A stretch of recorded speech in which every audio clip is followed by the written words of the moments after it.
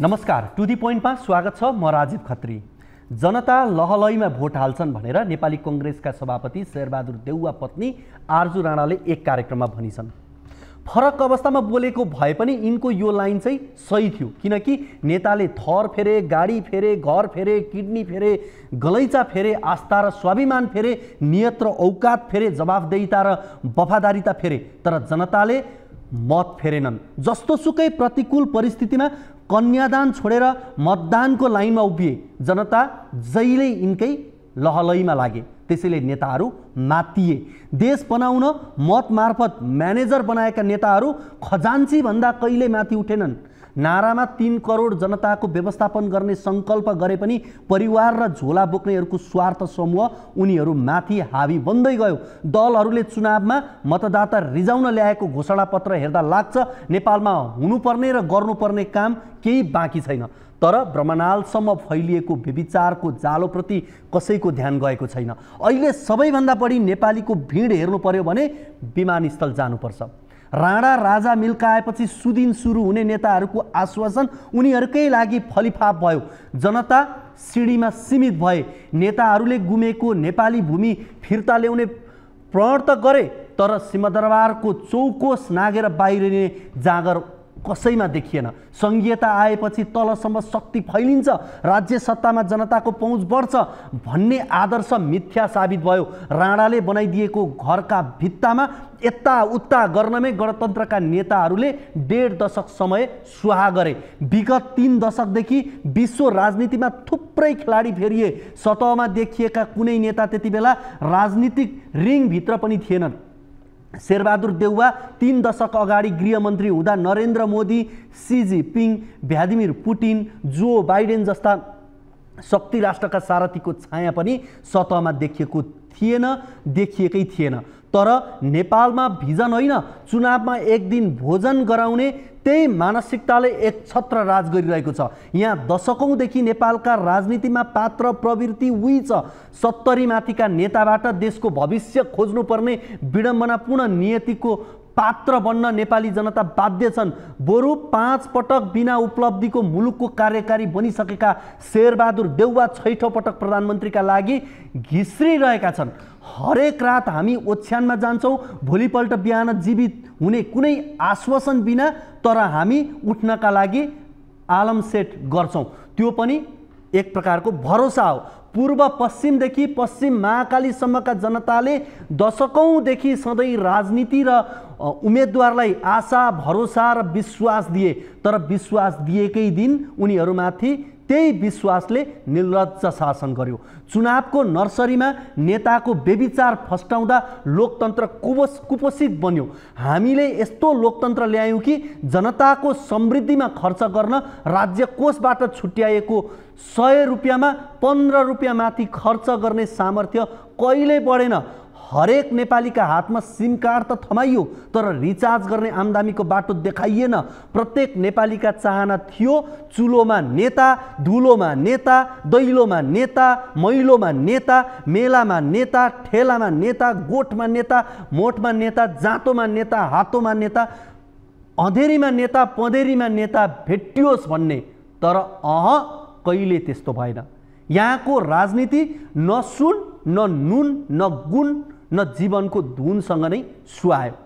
हेर्नुस् त, मुलुक आर्थिक रूपले तन्नम छ। 3 तहको सरकार छ। भूगोलमा भारतभन्दा 22 गुणा सानो नेपालमा सांसद मात्रै 884 जना छन्। यति सानो देशमा 133 जना मन्त्रीहरू छन्। यी नेता, मन्त्री, कर्मचारी र यिनका लालन पालनका लागि चालु आर्थिक वर्षमा मात्रै 10 खर्ब 43 अर्ब रुपियाँ लाग्ने संशोधित अनुमान छ भने आगामी आर्थिक वर्ष 2080-81 का लागि 11 खर्ब 41 अर्ब लाग्ने बजेट पेश नै भइसकेको छ। अनि राजस्व चाहिँ यो वर्ष 10 खर्ब 40 अर्ब रुपियाँ उठ्ने मध्यावधि समीक्षा गरियो भने आगामी आर्थिक वर्षका लागि 12 अर्ब 48 अर्ब रुपियाँ सङ्कलन हुने अनुमान छ। राजस्वले तलब भत्ता खुवाउन नपुग्ने, साधारण खर्च कुल बजेटको 65% भन्दा बढी हुने, विकास बजेट 17% हुने, त्यो पनि अन्तिममा पुरा नहुने, व्यापार घाटा झन्डै राष्ट्रिय बजेट हुनेछ। यो जतिको मुलुकको दुर्दशा अरू के हुन सक्ला। अनि यस्तो तथ्याङ्क सार्वजनिक हुँदा छलफल हुँदा हाम्रा अर्थमन्त्री, गभर्नर, उद्योग मन्त्री र प्रधानमन्त्रीहरूलाई अलिकति पनि लाज शरम नहुने, आजभन्दा भोलि तन्नम हुँदैछ देश। प्रत्येक सरकारमा बस्नेहरूले सार्वजनिक ऋण बढाउने, चालु खर्च बढाउने, विकासमा माखो नमार्ने, राष्ट्रिय गौरवका आयोजनालाई पैसा प्रवाह नहुने, अन्तर्राष्ट्रिय उडान भर्नै सक्दैन भन्ने थाहा पाई ऋण लि पोखरा र भैरवा एयरपोर्ट बनाउनु पर्ने। हरेक अर्थमन्त्रीले ल्याउने बजेटको हेर्ने हो भने व्यापारी पोस्ने देखिन्छ। आलु, प्याज र तरकारीमा समेत भ्याट लगाएर आम नेपालीको भान्सा महँगो तुल्याइदिने, तरकारीमा लगाइएको भ्याटबाट यिनीहरू तलब भत्ता खाने भन्ने बेलामा आयातलाई निरुत्साहित गरेको तर स्वदेशमै फलाउन फुलाउन प्रोत्साहन नगर्ने, रेमिट्यान्समा कर लगाएर हुन्डी कारोबारलाई प्रोत्साहित तुल्याउने। अब प्रश्न उठ्छ, यिनीहरूको यो नालायकीपन, कुनियत आम नागरिकले कहिलेसम्म झेल्नुपर्ने? बुद्धि नभएको नेतृत्व, विवेक नभएको हाकिम, दया नभएको पति, माया निखरिएकी पत्नी, आदर नगर्ने सन्तान, सहानुभूति नराख्ने छिमेकी र परेको बेला काम नलाग्ने आफन्त हुनुभन्दा नहुनु बेस भन्ने मान्यता छ। हेर्नुहोस् त, एउटा मान्छेलाई बोल्न 2 वर्ष लाग्छ, तर के बोल्ने के नबोल्ने भनेर सिक्न सारा जीवन कम हुन्छ। संसारमा सर्वाधिक भनिने कुरा हो माया र खुसी, सबैभन्दा बढी खोजिने पैसा हो, अनि सबैभन्दा बढी पाइने कुरा दुःख र धोका हो। देशको राजनीति श्रृङ्खलाबद्ध धोका बन्दै गएको छ। दर्शकवृन्द, टु द पोइन्टमा हामी समसामयिक राजनीतिक विषयवस्तुमाथि यस्तै अर्जुन दृष्टि राख्छौँ। आजको कार्यक्रममा हामी ग्रेटर नेपालको नक्साको सन्दर्भमा रहेर कुराकानी गर्नेछौँ।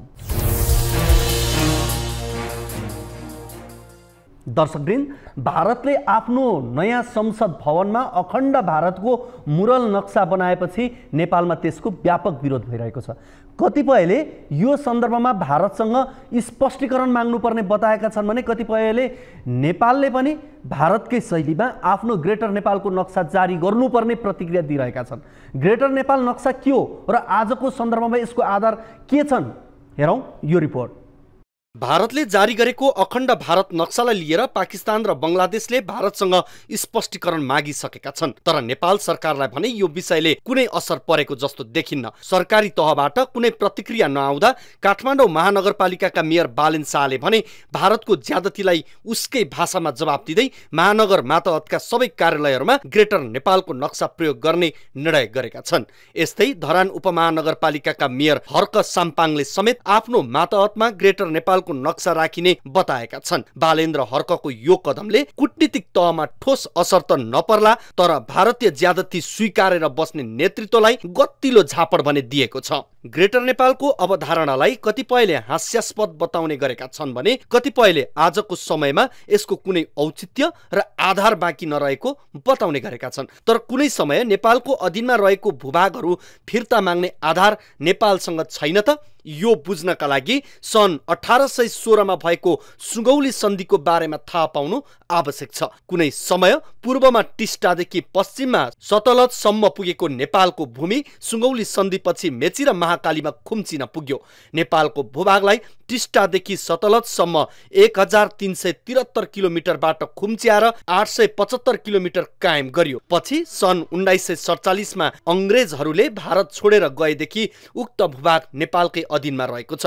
पूर्वको दार्जिलिङ, सिक्किम तथा पश्चिमको कुमाऊ र गढवाल राज्य नेपालमा औपचारिक रूपमा गाभिएर पुनः नेपालको सिमाना टिस्टादेखि सतलजसम्म पुगेर निर्माण हुनुपर्छ भन्ने अवधारणा ग्रेटर नेपालका अभियन्ताहरूले गर्दै आएका छन्। अंग्रेजहरू भारतीय उपनिवेश छाडेर गइसकेपछि नेपालको भूमि स्वतः फिर्ता आउनुपर्ने हो, तर नेपालको उदासीनताका कारण उनीहरूले सो भूभाग भारतलाई नै जिम्मा लगाएर गएका थिए। सन् 1950 मा भएको शान्ति तथा मैत्री सन्धिको धारा 8 मा प्रष्टसँग नेपाल र बेलायत बीच विगतमा भएका सबै सन्धि सम्झौता एवं समझदारी रद्द हुनेछन् भनेर उल्लेख गरिएको छ। त्यसैलाई आधार बनाएर नेपालले उक्त भूभागमा दाबी गर्न सक्छ, तर भारत पराधीन दीन मानसिकता बोकेको नेतृत्वले यसमा कुनै चासो देखाउन सकेको छैन।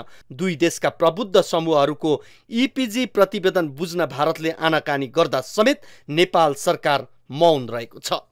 दर्शकवृन्द, सबैभन्दा पहिला बुझौँ के हो ग्रेटर नेपाल। खासमा ग्रेटर नेपाल अभियानलाई नेपालमा कसैले गम्भीरतापूर्वक लिएको छैनन्। धेरैलाई यो एजेन्डा एउटा स्वैर कल्पना जस्तो मात्र लाग्छ। अहिले भएको भूभाग नै जोगाउन गाह्रो परिरहेको बेला गुमिसकेको भूभाग फिर्ता गर्ने कुरा असम्भव र असान्दर्भिक लाग्नु अस्वाभाविक पनि होइन। नेपाली मिडियामा यसलाई चर्चायोग्य मानिने गरेको छैन। फणीन्द्र नेपाल पक्राउ परेको बाहेक उनीसँग सम्बन्धित समाचार मिडियामा विरलै देखिन्छन्, तर उनी लामो समयदेखि ग्रेटर नेपालको सन्दर्भमा आवाज उठाइरहेका छन्। बेलायतको अङ्ग्रेज फौजको भारतलाई कब्जा गरेर आफ्नो उपनिवेश बनाएको थियो। नेपाललाई पनि ऊ भारतीय उपनिवेशमा गाभ्न चाहन्थ्यो। त्यसैले अङ्ग्रेजले नेपालमाथि श्रृङ्खलाबद्ध आक्रमण गर्यो। युद्ध टुङ्गोमा नपुगेपछि नेपाल अङ्ग्रेजबीच सम्झौता भयो, जसलाई सुगौली सन्धि भनेर चिनिन्छ। 2 डिसेम्बर 1815 भएको सुगौली सन्धि मार्फत नेपालले आफ्नो भूभागको 1/4 हिस्सा गुमाउनु पर्यो। उक्त भूभाग भारतीय उपनिवेशमा गाभिए। अङ्ग्रेजले सन् 1947 मा भारतीय उपनिवेश त्यागेर हिँड्दा पनि नेपाली भूभाग फर्काएन। त्यही 60,000 वर्ग किलोमिटर भूभाग फिर्ता हुनुपर्ने आधार नै ग्रेटर नेपाल रहेको छ। यो भूभागमा पूर्वमा टिस्टादेखि पश्चिममा कागडासम्म पर्छ। पृथ्वीनारायण शाहले सुरु गरेको नेपाल एकीकरण अभियानलाई उनका उत्तराधिकारीले पूर्वमा टिस्टाभन्दा 70 किलोमिटर टाढा नगरकट्टा भन्ने स्थानसम्म पुर्याएका थिए भने पश्चिममा कागडासम्म। तर सुगौली सन्धिपछि नेपाल मेची महाकालीको सीमामा खुम्चिन पुग्यो। पछि जङ्गबहादुरले लखनऊको सिपाही विद्रोहलाई दबाउन सहयोग गरे बापत अङ्ग्रेजबाट 4वटा जिल्ला बाँके बर्दिया कैलाली र कञ्चनपुर फिर्ता ल्याए, जसलाई नयाँ मुलुक पनि भनिन्छ। त्यो बाहेक सबै भूभाग अहिलेसम्म पनि भारतमै छ। सुगौली सन्धिमा गुमाएको भूभाग फर्काउनका लागि नेपालले कहिल्यै बलियो दाबी पेश गरेको देखिँदैन। नेपालमा जुन शासक आए पनि यो प्रयास भएन। अहिलेका राजनीतिक कर्मीहरू त सुगौली सन्धिमा गुमेको जमिन फिर्ता गर्ने कुरा सुन्दा हाँस्छन्। आम जनतालाई पनि यो कुरा हास्यास्पद नै लाग्छ। देशको वर्तमान राजनीतिक नेतृत्वले भारतसित यो विषय उब्काउने अपेक्षा गर्नु आफैमा मूर्खता हुन सक्छ। त्यही भएर ग्रेटर नेपाल यति बेला फणीन्द्र नेपालको मनोवादमा मात्रै सीमित हुन पुगेको देखिन्छ। काठमाडौँ महानगरपालिकाका मेयर बालेन शाहले भने स्थानीय तहको निर्वाचन अघि काठमाडौँवासीसँग भोट माग्दै गर्दा मेयरले सिओको काम गर्ने भएकाले आफू उम्मेदवार बनेको बताएका थिए। ठुला र राजनीतिक दलहरूको गठबन्धनलाई समेत हराएर स्वतन्त्र उम्मेदवार शाह मेयरमा निर्वाचित भए। स्वतन्त्रबाट निर्वाचित शाह ठुला दलको घेराबन्दीका कारण काम गर्न नसक्ने विश्लेषण भइरहेका थिए। तर उनले राजनीतिक घेरालाई तोडेर महानगरलाई समृद्ध बनाउने अभियान जारी राखे। पछिल्लो समय मेयर शाह राष्ट्रियताको मामिलामा पनि क्रान्तिकारी भएर निस्किएका छन्। बालेनको कदमले नेपालका सामाजिक सञ्जालमा मात्र होइन, भारतीय मिडियामा पनि हलचल मच्चाएको छ। भारतले संसद भवनमा नेपाली भूमि लुम्बिनी कपिलवस्तु समेत समेटिएको नक्सा झुन्ड्याएपछि कथित अखण्ड भारतको काउन्टरमा उनले ग्रेटर नेपालको नक्सा आफ्नो कार्यकक्षमा राखेपछि भारतीय हिन्दू राष्ट्रवादी मिडिया बालेनमाथि खनिन थालेका छन्। हेरौँ यो रिपोर्ट। प्रधानमन्त्री पुष्पकमल दाहाल प्रचण्ड जेठ 17 गते दिल्ली भ्रमणमा जानका लागि ब्रिफकेस तयार पार्दै थिए। प्रधानमन्त्री प्रचण्डको दिल्ली जानु अघि भारतको नवनिर्मित संसद भवनमा नेपाली भूमि समेत समेटिएको अखण्ड भारतको मुराल नक्साबारे सार्वजनिक भयो। भारतको मुराल नक्सामा गौतम बुद्ध जन्मस्थल लुम्बिनीदेखि कपिलवस्तु जिल्ला समेत समेटिएको छ। नेपालको ऐतिहासिक भूमि मात्र होइन, पाकिस्तान, बङ्गलादेश र अफगानिस्तानका भूमि समेत संसद भवनमा रहेको अखण्ड भारतको नक्सामा छ। नेपाली भूमि समेत समेटेर भारतले संसदमा राखेको नक्साबारे भारतीय प्रधानमन्त्री नरेन्द्र मोदीसँग कुरा गर्न राजनीतिक दलहरूले प्रधानमन्त्रीलाई सुझाएका थिए। तर प्रधानमन्त्री प्रचण्ड दिल्लीसँगको सम्बन्ध बिग्रिने आशंकामा यो विषयमा विषयमा मौन रहे। दिल्लीबाट फर्किएपछि प्रधानमन्त्रीको यो विषयमा आलोचना भइरहेको छ। यही विषय सडकमा मात्रै होइन सदनमा पनि तातेको छ। राजनीतिक दलका नेताहरूले भारतीय प्रवृत्तिको विरोध गरिरहेका छन्। उनीहरूले भारतले नक्सा नहटाएमा ग्रेटर नेपालको नक्सा नेपालको नयाँ संसद भवनमा राख्नुपर्ने तर्क गरिरहेका छन्। तर राजनीतिक दलहरू भन्दा एक कदम अगाडि बढेर आफ्नो कार्यकक्षमा ग्रेटर नेपालको नक्सा राखिदिएका छन् काठमाडौँ महानगरपालिकाका मेयर बालेन शाहले। यता सत्तारूढ दल नेपाली कांग्रेसका महामन्त्री गगन थापा पनि सडकदेखि सदनसम्म नै राष्ट्रियताबारे चर्को वकालत गरिरहेका छन्। बिहिबार मात्रै मोरङको विराटनगर पुगेका थापाले भारतलाई जवाफ दिन नेपालको सरकारी भवनमा ग्रेटर नेपालको नक्सा राखिनुपर्ने आशय व्यक्त गरे। हाम्रो भूमि लिम्पियाधुरा लिपुलेक हाम्रो भूमि हो। लिम्पियाधुरा लिपुलेकमाथि नेपालको अधिकार छ र नेपालको हक अधिकार चाहिँ कसैले यसलाई खोसेर लान पनि सक्दैन, लान दिइन्न पनि। र यसका निम्ति चाहिँ अर्को कुनै पनि कुराहरूको विकल्पहरूको बारेमा नेपालीहरूले सोच्दा पनि सोच्दैन, सोच्नु पनि हुँदैन। भारतले कब्जा जमाउँदै आएको नेपाली भूमि लिपुलेक, कालापानी र लिम्पियाधुराको विकल्पबारे बस चलाइरहेका बेला कांग्रेस महामन्त्री थापाले भने नेपाली भूमिको विकल्प हुन नसक्ने बताए। नेपाल भूपरिवेष्टिक राष्ट्र भएकोले बङ्गलादेशसम्मको बाटो पाउनु अन्तर्राष्ट्रिय अधिकार भएको भन्दै उनले यसमा नेपालले कुनै सम्झौता गर्न आवश्यक नरहेको उल्लेख गरे। राजनीतिक स्वार्थका लागि राजनीतिक दलका नेताहरूले राष्ट्रियताबारे चर्का कुरा गरे पनि शक्ति राष्ट्रसँग चुइक्क बोल्न सक्दैनन् भन्ने कुरा प्रधानमन्त्री प्रचण्डको पछिल्लो दिल्ली भ्रमणले पुष्टि गरिदिएको छ। त्यसैले यी दलका नेताहरूभन्दा स्वतन्त्र बालेन शाह निडर क्रान्तिकारी देखिएका छन्। उनले जस्तै आँट अरू कुनै दलका नेताहरूले पनि देखाउन्, तब मात्रै नागरिकले प्रशंसा गर्नेछन्। भारतको यूपी बिहारतिर काउन्टरमा छाउँदै बालेन। काठमाडौँका मेयर बालेनले भारतीय मिडियामा पनि हलचल मचाएका छन्। नेपालतिर बालेन शैलीको खुब चर्चा भएपछि भारतीय हिन्दू राष्ट्रवादी मिडिया बालेनमाथि खनिन थालेका छन्।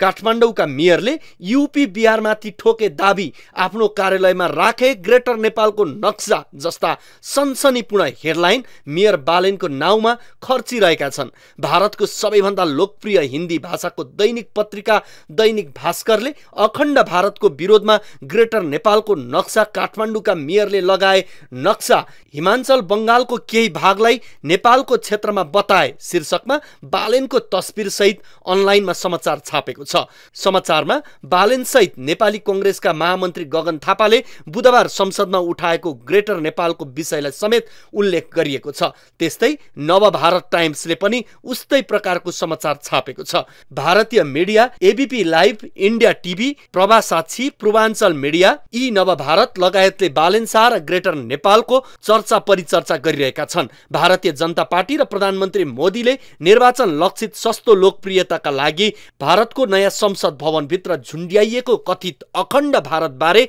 नेपाल सरकार र प्रधानमन्त्री प्रचण्ड मौन रहेको बेला मेयर बालेन भने भारतीय मिडियामा एक छत्र छाइरहेका छन्। अब कुराकानी गरौँ ग्रेटर नेपालका एक्ला अभियन्ताका सन्दर्भमा। ग्रेटर नेपालको अवधारणालाई नेपालभित्रै धेरैले असम्भव परिकल्पनाको रूपमा लिन्छन्। अहिले भएको भूमि नै अतिक्रमणको चपेटामा परिरहेको र देशको सार्वभौमिकतामा छेडछाड भइरहेको बेला विगतमा गुमेको भूमि फिर्ता होला भन्ने आशा कमैलाई छ। तर यसो भनेर तार्किक र प्रमाणिक रूपमा नेपालको सिधा हक लाग्ने भूभागलाई हामीले सधैँका लागि माया मार्ने त? आज देशको सार्वभौमिकता रक्षा गर्दै भोलि हाम्रो भूमि भारतबाट खोज्ने परिकल्पना गर्नु गलत नै हो त? यसो गर्दा भोलि हाम्रो भावी पुस्ताले उठाउने प्रश्नको जवाब दिन सक्छौँ त? यस्ता सवालहरू लामो समयदेखि उठाउँदै आउने व्यक्ति हुन् फणीन्द्र नेपाल। कुनै समय पूर्वमा टिस्टादेखि पश्चिममा सतलजसम्म पुगेको नेपालको भूमि सुगौली सन्धिपछि मेची र महाकालीमा खुम्चिन पुग्यो। सुगौली सन्धिमा गुमेको जमिन नेपालले फिर्ता पाउनुपर्छ भन्ने अवधारणालाई फणीन्द्रले 25 वर्षदेखि अनवरत रूपमा उठाउँदै आएका छन्। हेरौँ यो रिपोर्ट। सुगौली सन्धिमा गुमेको भूमि फिर्ता लिने विषयमा नेपालमा आज पनि कहिल्यै गम्भीर बहस भएको छैन। राजनीतिक मात्र नभएर बौद्धिक वृत्तमा पनि यसलाई असान्दर्भिक विषय ठानिन्छ। नेपाली मूलधारको राजनीतिमा चर्चाको विषय नै नरहेको ग्रेटर नेपालको एजेन्डालाई एक्लो बृहस्पति झैं वर्षौंदेखि एक्लै बोकेर हिँडिरहेका पात्र हुन् फणिन्द्र नेपाल। पेसाले एक प्राध्यापक हुन् उनले 2 दशकभन्दा बढी समयदेखि एक सुरमा ग्रेटर नेपालको नारा अलापिरहेका छन्। उनले ग्रेटर नेपाल राष्ट्रवादी मोर्चा नामको संगठन खोलेर अभियान सञ्चालन गर्दै आएका छन्। तर उनको अभियानमा न धेरै मान्छे छन् न कुनै बलियो ब्याकफोर्स। ठूलो संगठन र आर्थिक स्रोतको अभावमा उनले यो अभियानलाई जनस्तरमा पुर्याउन सकिरहेका छैनन्। राजनीतिक नेतृत्वको साथ नपाउनु त छँदैछ, मिडियाले पनि भाव नदिँदा उनको स्वर बाक्लो सुनिएको छैन। फणिन्द्रलाई भेट्न समेत हिचकिचाउँछन् पावरमा रहेकाहरू। यो 25 वर्षको यात्रामा फणिन्द्र जहाँको त्यही छन्। उनको अभियानले ठूलो रूप लिन सकेको छैन। भारतबाट उच्चस्तरीय भ्रमण हुँदा कालो झण्डा देखाउने क्रममा पक्राउ परेर उनी समाचारमा आउँछन्। तपाईले गुगलमा फणिन्द्र नेपाल सर्च गर्नुभयो भने धेरैजसो उनी पक्राउ परेका समाचार मात्र देख्नुहुनेछ। बारम्बार भारतीय दूतावास घेर्ने र कालो झण्डा देखाउने मात्रै नभएर ग्रेटर नेपालको विषयलाई लिएर बेलायत र राष्ट्रसङ्घमा समेत पत्रचार गरेर फणिन्द्रले भारतलाई हेडेक दिइरहेका छन्। उनले 2075 सालमा स्विजरल्यान्डको जेनेभामा समेत पुगेर ग्रेटर नेपालको मुद्दालाई अन्तर्राष्ट्रियकरण गरेका थिए। उनले त्यहाँ 3 वटा काम गरेका थिए। पहिलो, संयुक्त राष्ट्रसङ्घीय मानव अधिकार परिषदको बैठक गैर आवासीय प्रतिनिधिको रूपमा भाग लिएर सम्बोधन गरेका थिए। उक्त सम्बोधनमा उनले सुगौली सन्धिमा नेपालबाट भारतमा गाभिएका 60,000 किलोमिटर भूभाग फिर्ता हुनुपर्ने कुरा उठाएका थिए। दोस्रो, अन्तर्राष्ट्रिय सञ्चार माध्यमका पत्रकारहरूलाई ग्रेटर नेपालको नक्सा वितरण गर्दै यसको अवधारणा सुनाएका थिए। र तेस्रो, राष्ट्रसङ्घको मानवाधिकार परिषद भवन बाहिर ग्रेटर नेपालको नक्सा प्रदर्शन गरेका थिए। फणिन्द्रलाई कतैबाट परिचालित ठान्नेहरू पनि धेरै छन्। कसैले पाकिस्तानी एजेन्ट भन्छन् त कसैले चिनिया, कसैले चाहिँ भारतकै मान्छे पनि भनिदिन्छन्। तर फणिन्द्र नेपाललाई नजिकबाट चिन्नेहरू यस्तो कुरामा हाँस्ने गरेका छन्। उनीहरूको भनाइमा फणिन्द्र एक देशप्रेमी नागरिक हुन्। उनी अरू केही होइनन्। हुन पनि आफ्नो संगठनका सहकर्मी बाहेक फणिन्द्रको अघिपछि कोही देखिँदैनन्। सानैमा किताब पढ्दा जब उनले नेपालको ठूलो भूभाग भारतमा गाभिएको पढे त्यतिबेला उनको रगत उम्लिएको र त्यतिबेला उम्लिएको रगत अहिलेसम्म नसेलाएको बताउने गरेका छन्। दर्शकवृन्द, फणिन्द्रले सुगौली सन्धिमा गुमेका मेचीदेखि टिस्टा र महाकालीदेखि सतलजसम्मको भूभाग नेपालले दाबी गर्ने आधारहरू उनले केही प्रस्तुत गरेका छन्। त्यो पनि म यहाँहरू बीच राख्छु। नेपालसित लडाईँ गरेको अङ्ग्रेजले हो र सुगौली सन्धि नेपाल र बेलायत बीच भएको थियो र सन्धि मार्फत हत्याएको नेपाली भूभाग बेलायतले भारतीय उपनिवेशमा गाभेको हो र बेलायतले भारतीय उपनिवेश उहिले छाडिहाल्यो र उपनिवेश नै खारेज भइसकेपछि सम्बन्धित भूभाग तत्त देशलाई फिर्ता पाउनु सामान्य तर्कशास्त्रको कुरा हो। तर बेलायतले नेपाललाई जमिन नफर्काइ हिँड्यो। यदि एकपटक उपनिवेशमा गाभिएपछि झिक्न नमिल्ने कसैले भन्छ भने भारत र पाकिस्तानको उदाहरण हेर्नुपर्ने हुन्छ। पाकिस्तान भारतीय उपनिवेश कै अङ्ग थियो, तर अङ्ग्रेजले भारत छोड्नु अघि पाकिस्तानलाई छुट्टै देशको मान्यता दियो। हुँदै नभएको देश खडा गरेर जान सक्ने बेलायतले नेपालको भूभाग नेपाललाई किन फिर्ता दिन सकेन, यसको जवाब बेलायतसित अहिले पनि खोज्न सकिन्छ भनेर फणिन्द्रले भन्दै आएका छन्। त्यस्तै गरी उनको अर्को तर्क छ, नेपालले गुमेको जमिन फिर्ता माग्ने सबैभन्दा ठुलो आधार भनेको 1950 को जुलाई 1 मा भारतसँग भएको शान्ति तथा मैत्री सन्धि हो। यो सन्धिको धारा 8 मा प्रष्ट शब्दमा के लेखिएको छ भने यो सन्धिले नेपाल र बेलायत बीच विगतमा भएका सबै सन्धि सम्झौता एवं समझदारी रद्द हुन्छ। यसको अर्थ सुगौली सन्धिलाई पनि 1950 को सन्धिले खारेज गरिदिएको छ। जुन सुगौली सन्धिबाट नेपालले आफ्नो जमिन ब्रिटिसलाई सुम्पेको थियो त्यही खारेज भएपछि जमिन स्वतः नेपालमा फिर्ता आउनु पर्थ्यो। यही सन्धिमा आफ्नो पक्षमा भएका धारा चाहिँ भारतले उपभोग गरिरहने, 8औं धारा चाहिँ लागू गर्नु नपर्ने भनेर भारतसँग किन नसोध्ने भन्ने कुरा फणिन्द्रको अर्को तर्क हो।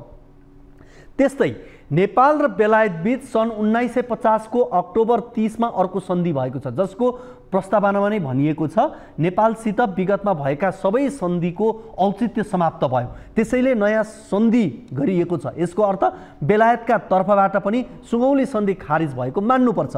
नेपाल, भारत र बेलायत तीनै देशले सुगौली सन्धि खारेज भएको स्वीकारिसकिसकेपछि त्यस अन्तर्गत गुमेको जमिन फिर्ता लिने आधार त्यसै मजबुत हुने भयो भन्ने उनको अर्को तर्क हो।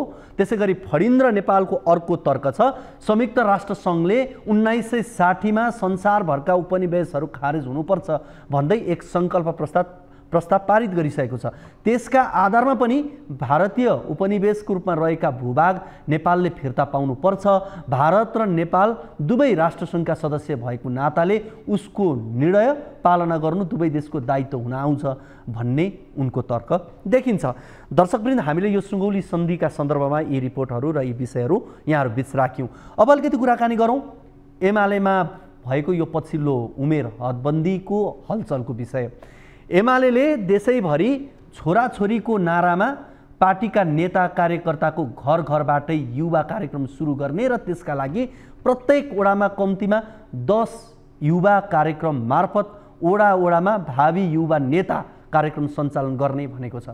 तर यही व्यवस्था विपरीत एमाले पार्टी विधानमा रहेको 70 वर्षे उमेर हदको व्यवस्था हटाएर आफ्नै निर्णय र उद्देश्यलाई खण्डन गरेको मात्र छैन, पार्टीमा युवा पुस्तालाई नेतृत्वमा पुग्न नदिने तगारो तिर्सिआएको छ। केपी ओली प्रवृत्ति हावी भएको र 70 वर्षे उमेर हद रहेका कारण एमाले परित्याग गरेका वामदेव गौतम अहिले पुरानै घरमा फर्किने तयारीमा छन्। वामदेवलाई एमालेमा फर्काउन अध्यक्ष केपी ओलीले अनेक कसरत गरिरहेका छन्। यसले वामदेवलाई राजनीतिक राहत मिले पनि एमालेबाटै अलग भएका नेकपा एकीकृत समाजवादी पार्टीका अध्यक्ष माधव नेपाललाई ओलीले आफूसँग समेट्न प्रभावकारी प्रयास गरेका छैनन्। एमाले समेत कम्युनिस्ट ध्रुवीकरणको आवश्यकता औँलाइरहेको यस अवस्थामा माधवलाई गरिएको व्यवस्थाले भने जटिलताको प्रश्न उब्जाएको छ। हेरौँ यो रिपोर्ट। नेकपा एमालेमा व्यक्तिवादी हावी भएको भन्दै 2-3 वर्ष पहिले पार्टी छोड्नेहरूको लर्को नै थियो। एमाले अध्यक्ष केपी ओलीको कार्यशैलीको विरोध गर्दै लामो समय पार्टीमा योगदान गरेका माधव नेपाल, झलनाथ खनाल लगायतका प्रभावशाली नेताहरूले नयाँ पार्टी जन्माएका थिए। ओलीकै कार्यशैली र एमालेको विधानमा उल्लेख गरिएको 70 वर्षे उमेर हदको कारण देखाउँदै एमालेकै भागबाट गृहमन्त्रीसम्म बनेका नेता वामदेव गौतम पनि एमालेबाट टाढिएर नेकपा एकता राष्ट्रिय अभियान निर्माण गर्न पुगेका थिए। पार्टी परित्याग गर्नेको संख्या बढ्दा एमाले गएको आम निर्वाचनमा विगत भन्दा घाटा बेहोर्यो। पार्टी विभाजन भएको 2 वर्षपछि कतिपय नेताहरू पुरानै घरमा फर्किएका छन् भने अधिकांश नेताहरू फर्किने तयारीमा रहेका छन्। केही दिन अगाडि मात्रै माधव नेपाल नेतृत्वको नेकपा एकीकृत समाजवादी छाडेर केन्द्रीय नेता मुकुन्द नेउपाने सहित चुडामणी जंगली, हरिबहादुर श्रेष्ठ, छविलाल पौडेल, तोरणबहादुर केसी, माया अधिकारी लगायत नेताहरू एमालेमा प्रवेश गरेका थिए। यसरी धमाधम पार्टीमा नेताहरूले साथ छाड्न थालेपछि आफ्नो 50 वर्ष लामो राष्ट्रिय जीवन दाउमा राखेका अध्यक्ष नेपाल एक्लिँदै गएका छन्। पार्टी छाडेर जानेहरू गइहाले, पार्टी भित्रै भएका नेताहरू पनि एमालेमा फर्किने दाउ हेरेर बसिरहेका छन्, जसका कारण अध्यक्ष नेपाल राजनीतिक रूपमा पाखा लाग्दै गएका छन्। यता 70 वर्षे उमेर हदकै कारण एमालेबाट आफै पाखा लागेका वामदेव गौतम पनि एमालेमा फर्किनका लागि खुट्टा उचालेर बसेका छन्। गत मंगलबार एमाले पार्टीको विधानमा रहेको 70 वर्षे उमेर हद हटाएपछि गौतमको सक्रियता बढ्दै गएको छ। यता एमाले नेताहरू भने वामदेव जस्तै उमेर हदकै कारण पार्टीबाट विचलित भएका नेताहरूलाई फर्काउनका लागि 70 वर्षे प्रावधान हटाएको बताउँदै आएका छन्। अवस्था जे भए पनि देशको एउटा प्रमुख राजनीतिक दल एकीकृत हुनुलाई धेरैले सकारात्मक रूपमै लिएका छन्। तर अहिले एमाले भित्रै रहेकाहरू बीच समेत रडाको छ। युवा नेताका रूपमा चिनिनेहरू र पार्टीभित्र सशक्त भूमिकामा रहेकाहरूलाई गुमनाम जस्तै बनाइएको छ। यस्तै माओवादी पृष्ठभूमिका नेताहरूलाई पनि पाखा लगाउने गरी विभिन्न निर्णयहरू भइरहेकै छन्। यस्तो अवस्थामा केपी ओलीले पार्टी परित्याग गरेकाहरूका लागि फर्काउने नीति र पार्टी भित्रकालाई नै मिलाउन नसकेको अवस्था बीच परिणाम विरोधाभास देखिन्छ। यसले स्वार्थपूर्तिकै लागि पार्टी एकता र विभाजन गर्ने परिपाटीलाई प्रष्ट बुझाएको पनि छ। यद्यपि एमालेको पार्टी फर्काउ नीतिले कतिको प्रभावकारी परिणाम दिन्छ त्यो भने हेर्न बाँकी छ। दर्शकवृन्द, एमालेको यो प्रसङ्गपछि अब कुराकानी गरौँ सरकारमा देखिएको खटपटको सन्दर्भ। सरकार गठन भएको 6 महिना नपुग्दै सत्ता गठबन्धनभित्र खटपट सुरु भएको छ। सरकारले संसदमा पेश गरेको आगामी आर्थिक वर्षको बजेटलाई लिएर गठबन्धन दलभित्र असन्तुष्टि चुलिएको, शक्तिशाली नेताका निर्वाचन क्षेत्र केन्द्रित बजेट रहेको भन्दै सरकारमै रहेका नेकपा एकीकृत समाजवादीले बजेट पारित गर्न नदिने घोषणा गरेको, अध्यक्ष माधव कुमार नेपालले बजेट पारित गर्न नदिने भन्दै सरकार छाड्न परे पनि तयार रहेको बताएका छन्। सरकार गठन भएको 6 महिना नपुग्दै सत्ता गठबन्धनभित्र खटपट देखिएको छ। बजेटलाई लिएर सरकारमै रहेका नेकपा एकीकृत समाजवादीले असन्तुष्टि व्यक्त गरेको छ। अध्यक्ष माधव कुमार नेपालले नै अहिलेको बजेट जस्ताको तस्तै पारित गर्न नदिने चेतावनी दिएका छन्। उनले संसदबाट बजेट पारित गर्न नदिने भन्दै सरकार छोड्नु परे पनि तयार रहेको समेत घोषणा गरेका छन्। उता जनता समाजवादी पार्टी नेपालका अध्यक्ष उपेन्द्र यादवले पनि सरकार र बजेटको आलोचना गरिरहेका छन्। संसदमा उनले बजेटले मधेसलाई उपेक्षा गरेको भन्दै फेरि मधेसको भक्तिगान गाए जस्तो गरी विषय प्रवेश गराएका छन्। राजनीतिक स्थिरता खोज्ने दल र दलका शीर्ष नेताहरू आफै अस्थिर बनिदिँदा राजनीतिक मात्रै नभएर समाज नै भड्किलो र असभ्य बन्दै गएको टिप्पणी पछिल्लो समय सुनिन थालेको छ। राजनीतिक गठबन्धन र आश्रयको भरमा चल्न थालेपछि यसले जनताका आकाङ्क्षालाई पुरा गर्न नसकेको प्रश्न देखिन्छ। तर नैतिकता, इमान्दारिता र अनुशासनको पाठ सिकाउनेहरू नै किन यसरी असभ्य बन्दैछन् त? हेरौँ यो रिपोर्ट। जनताले छानेर पठाएका सांसदहरू अमर्यादित बनेको विषय नयाँ होइन। सांसदहरू अमर्यादित बनेपछि दलीय प्रणालीमा दलले उनीहरूलाई अनुशासन र नैतिकताको कसीमा राख्छ भन्ने विश्वास गरिन्छ। यस्तो विश्वासमाथि दलका शीर्ष नेताहरू नै छरपष्ट वक्तव्य दिँदा भने राजनीति र दलहरूमाथिको आक्रोश थप चुलिदो छ। सरकारले ल्याएको बजेटमाथि संघीय संसदमा छलफल जारी छ। बजेटमाथि छलफलको क्रममा विभिन्न कोणबाट आलोचना समर्थन हुनु स्वाभाविक पनि हो। तर आफ्नो पार्टीलाई गठबन्धनमा समावेश गराउने र सरकारमा पनि सहभागी भएर त्यही सरकारको उछितो काट्नु कतिको स्वाभाविक हो, यो आम प्रश्न बन्न पुगेको छ।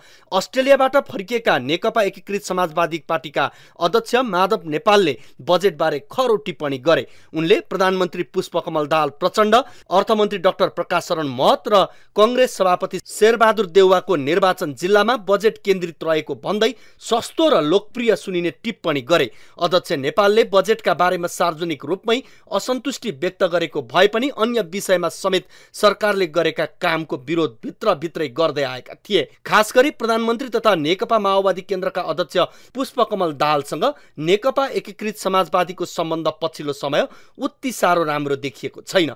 यसले सरकारमै रहेको दल नेकपा एकीकृत समाजवादीले बजेट पारित गर्न सहयोग नगर्ने चेतावनी दिएको हो। त्यसो त सत्तारूढ दलकै नेताहरू समेत बजेट प्रति सन्तुष्ट देखिएका छैनन्। तर अर्थमन्त्री डाक्टर प्रकाश शरण महतले भने सीमित स्रोतका समुचित बाँडफाँडमा सरकार लागेको भन्दै रातो किताब सार्वजनिक हुने बेलासम्म पर्खन आग्रह गरेका छन्। नेकपा एकीकृत समाजवादीले कुल विकास बजेटको झण्डै आधा रकम प्रधानमन्त्री दाहालको निर्वाचन क्षेत्र गोर्खा, कङ्ग्रेस सभापति शेरबहादुर देउवाको निर्वाचन क्षेत्र डडेलधुरा र अर्थमन्त्री महतको गृह जिल्ला नुवाकोटमा विनियोजन गरेको आरोप लगाएको छ। यसले बजेट पारित हुने बेलासम्म अहिलेको सत्ता गठबन्धनमा फेरबदल आउन सक्ने देखिएको छ। तर नेकपा एकीकृत समाजवादीले सरकारलाई दिएको समर्थन फिर्ता लिए पनि सरकार भने तत्काल ढल्ने देखिँदैन। बजेट कुन जिल्लामा के प्राथमिकताको आधारमा गयो भन्ने विषयमाथि संसदमै छलफल जारी छ। माधवलाई के आपत्ति आइलाग्यो र उनले विमानस्थलबाटै आफूलाई सञ्चार माध्यमको केन्द्रमा राख्न चाहे? यति बेला यो अनौठो प्रश्न बन्न पुगेको छ। माधव नेपालले संसदमा बोल्न चाहेमा समय उपलब्ध नहुने विषय देखिन्न। उनले यही विषय संसदमा राखेको भए त्यसको प्रभाव छुट्टै पर्न सक्थ्यो। यसरी नै जनता समाजवादी पार्टी नेपालका अध्यक्ष उपेन्द्र यादवले पनि सरकार र बजेटको आलोचना गरे। संसदमा उनले बजेटले मधेसलाई उपेक्षा गरेको भन्दै फेरि मधेसको भक्तिगान गाए जस्तो गरी विषय प्रवेश गराए। तर उपेन्द्रले यो विषयमा कुरा उठाएपछि उनलाई गौर प्रकरणसँग जोडेर हेर्न थालिएको छ। सर्वोच्चमा गौर प्रकरणको प्रवेश र तत्कालीन समयमा माओवादी कार्यकर्ताकै हत्या भएकाले पनि उपेन्द्रले माओवादी केन्द्रको इसारामै मुद्दा सर्वोच्च प्रवेश गरेको ठानेको अर्थमा लिएको छ। यद्यपि उपेन्द्रले मधेसलाई बजेटले उपेक्षा गरेको विषय उठाउनु स्वाभाविक भए पनि उनको संसद यात्रालाई अहिलेसम्म केही सहज रूपमा लिन सकेका छैनन्।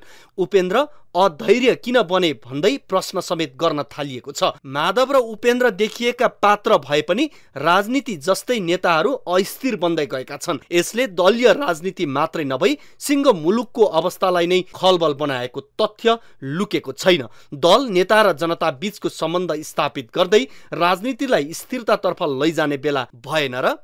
दर्शकवृन्द, अब यो विषयपछि लागौँ कोशी प्रदेशको विवादतर्फ। पहिचान सहितको संहिता हाम्रो संविधानको मूल मर्म हो। पहिचानकै आधारमा सबल र सक्षम प्रदेशको परिकल्पना संविधानले गरेको छ, तर त्यसको व्यवहारिक पाटो भने निकै फितलो देखिन्छ। प्रदेशहरूको नामकरणमै पहिचानको मुद्दा ओझेलमा परेको भन्दै विगत 3 महिनादेखि कोशीमा पहिचानवादीहरूले आन्दोलन चर्काइरहेका छन्। यस्तोमा आन्दोलनलाई मत्थर पार्ने र मध्यमार्गी बाटोबाट समाधान खोज्न लाग्नुपर्ने जिम्मेवार नेताहरू नै आन्दोलनलाई भड्काउने खालका अभिव्यक्तिहरू दिइरहेका छन्।